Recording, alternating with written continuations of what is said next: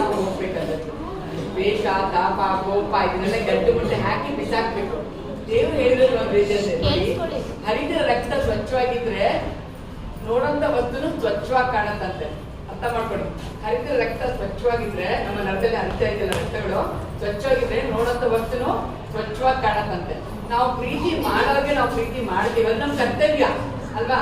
ನಾವು ಪ್ರೀತಿ ಮಾಡ್ತಾ ಇದೀವಿ, ನಾವು ನಮ್ ಜೀವ ಕೊಡ್ತಾರ? ಅಯ್ಯೋ ನಾವು ಪ್ರೀತಿ ಮಾಡೋದು ಮಾಡ್ತಿದ್ದೋ ಅವ್ರಿಗೆ ನಮ್ ಬೆಲೆ ಗೊತ್ತಿರಲ್ಲ. ಯಾರು ನಮ್ಮ ದ್ವೇಷಿಸ್ತಾರೋ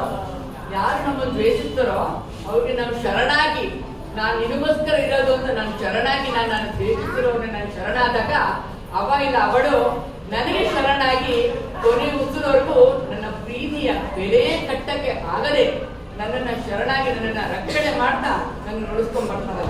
ಓ ಮಾನವ, ಈ ದ್ವೇಷ, ತಾಪ, ಕೋಪ ಎಲ್ಲ ಗಂಟು ಬಿಟ್ಟು ಹಾಕಿ ಬಿಟ್ಟು ಬಿಸಾಕು. ನಿನಗೆ ಬೇಕಾಗಿರೋಂಥ ನಿನ್ನ ಜೀವನದಲ್ಲಿ